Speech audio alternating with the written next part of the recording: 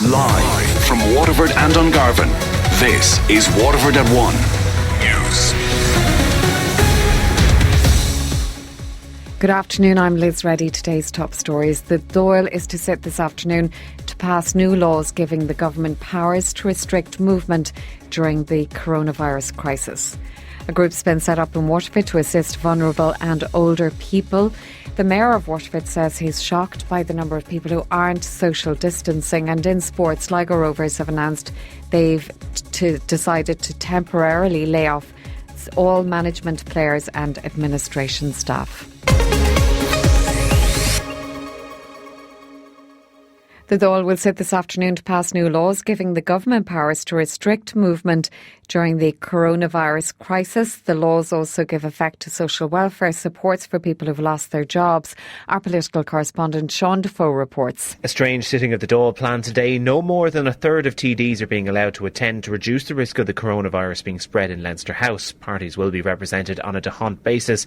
Normally legislation this important would take weeks to debate and pass, but it's being pushed through all stages in just 3 hours this afternoon. The Seanad will then sit tomorrow to complete the process. The laws would allow the government to shut down areas of the country, order people to stay in their homes and to detain anyone with the coronavirus who won't self-isolate. It also gives effect to social welfare supports. A number of amendments are being pushed by opposition parties. Labour wants a guaranteed sunset clause for the emergency powers to end in 6 months' time. At the moment they're due to end on May 9th but may be extended by the government. Labour has also called for a ban on evictions for as long as these emergency measures are in place. A Waterford councillor has called for the Mayor and Chief Executive to convene a meeting of the local authority. Sinn Féin's John Hearn says Waterford Council have massive resources that can help in this emergency. We don't have to have a full meeting of the council. We can suspend the standing orders that either the party leaders of the council, different council groups, so we don't put people in danger, can meet. Because there's huge issues coming up about the North Wharf and planning permissions for several estates that are coming up, and we'll need every job we can get when this emergency is over. Even if it's just the party leaders, we can feed into them what we think anyway. He says this needs to happen as soon as possible. We need to know how the homelessness the situation is and how are they getting on, because the last thing we want is people who don't have homes wandering around the streets. And we have a fleet of vehicles that we could use if the guards get overwhelmed. This gets very bad and they get overwhelmed, but at least we have a fleet of trucks, so we need to discuss all that. The Garda Chief Superintendent in the Waterford Division says they'll take delivery of some of the vehicles being rented to assist vulnerable and isolated members of the public. Those contingency vehicles will be used to maintain personal interactions and, where needed, to assist and support people. Pádraig Dunn says they're in contact with community groups at the moment. We're awaiting delivery of some of those vehicles, but as of yesterday I directed the 3 superintendents in Waterford, Dungarvan and Tramore to make contact with community groups, and what we need to do is have contact with community groups who may have issues to raise with us, and we'll see can we resolve them. Obviously we have to all abide by the recommendations of the HSE, who are giving excellent advice to the community and to the country. He says everyone needs to take personal responsibility for their actions to try to get through this pandemic as soon as possible. We have to keep the guidelines in relation to social distancing. There is no point in a community group holding a large meeting. Those meetings now, and all our meetings now, are being done by teleconference or by telephone. We have to abide by what is being said so that the things we do today and tomorrow will make it better in 14 or 16 days' time. A group has been set up in Waterford to assist vulnerable and older people during the coronavirus outbreak. The COVID-19 Waterford Community Care Action Group was formed to help people who may not be able to leave their homes. The number to ring is 051 871695. Bernadette Phillips is one of the volunteers. If people do ring up and they are at home and they can't go out and they do, need their medication delivered or whatever, food, very basics, well, certainly this group is there to facilitate that as well. Fellow volunteer Jim Griffin says the line will be manned for several hours each day. And we can get them in touch with the services or provide whatever they need through ourselves as well.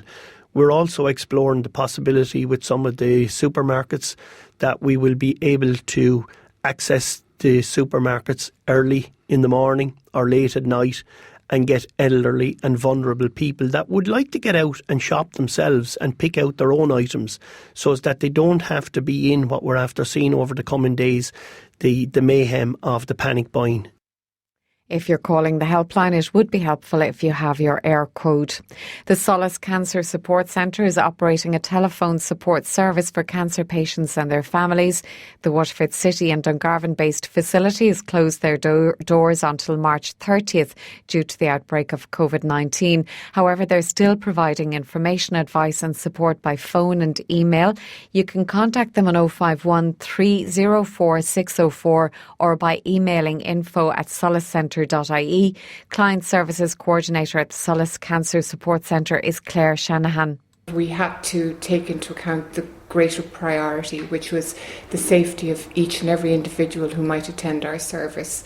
You know, it's an imperative really that we do no harm, and by inviting people into an environment where people can congregate or even be in a one-to-one situation, if it could potentially compromise their safety and their welfare, we could not ethically or morally allow that to happen. The Mayor of Waterford says he's shocked by the number of people who aren't social distancing. John Pratt says it's imperative that people follow the guidelines. People are, in some instances, carrying on as if there's nothing out there. You know, people need to realise that stopping having the chat at close proximity is actually one of those things that you shouldn't be doing. And I know as an Irish people, that's something we just always do, and it's probably one of our good attributes, and it's very difficult to change that. You know, we automatically put out the hand, or we put the hand around someone, but like, we just have to realise that this cannot happen at the moment, because it's not about you, it's about you, where you're going afterwards. And if you're going back to your mother or your grandmother or some relations or someone in the vulnerable category, that you can actually bring this back, you know, through contact. The Leaving Cert and Junior Cert oral and practical exams have been cancelled. The students will be awarded full marks for the exams, which were due to start on Monday.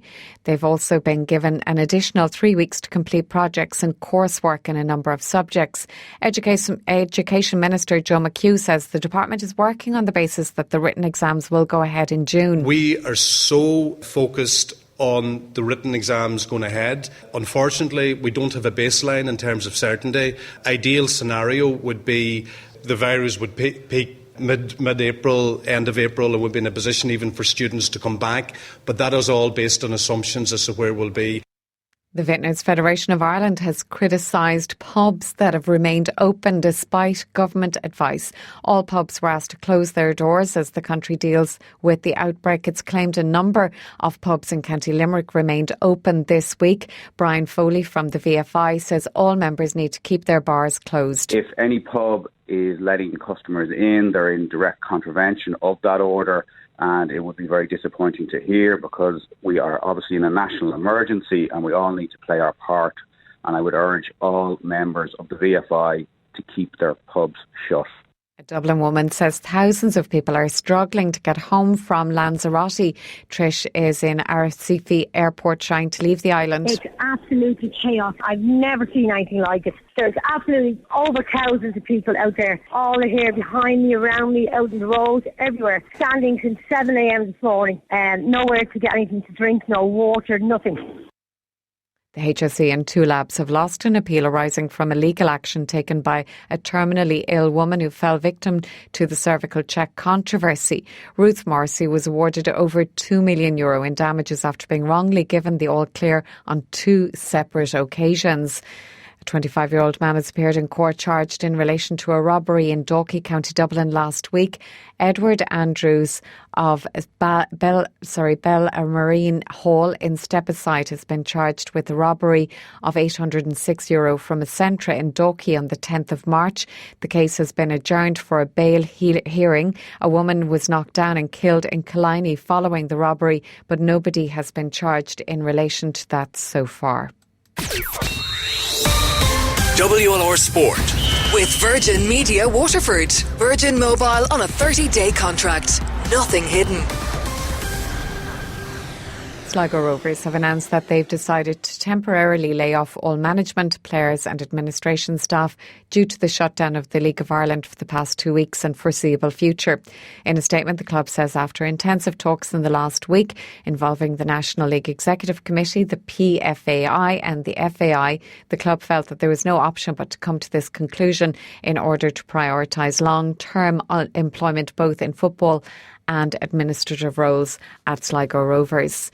Sligo say their income streams, like nearly all other businesses in the country, have been decimated and they simply can't afford to function at their full cost level while having little or no income.